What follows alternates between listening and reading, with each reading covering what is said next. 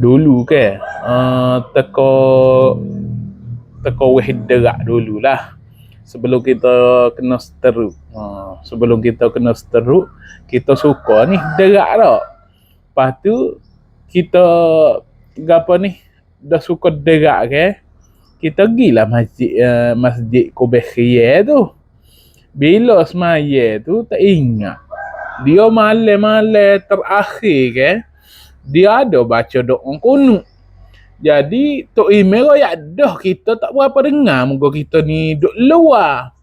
Duk luar. Jadi tak dengar tu gak. Dia baca Allahumma hdini fi man hadait.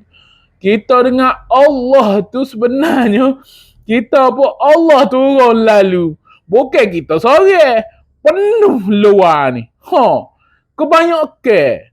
Tapi kita tengok dalil nu tak turun, kita pun berau naik mula. Allah malulah, tak tahulah malam tu rano semaya tu kedak. Moga kita ni turun tu turun lebih pada separuh dah. Kita turun pas bawah dah. Kita pun turun bukan kita je, semua orang duk luar.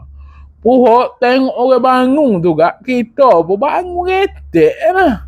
Dah orang bangun.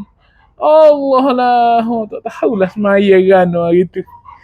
Aduh. Dah kita pun tak berapa reti kita kata. Jamin kita budak-budak.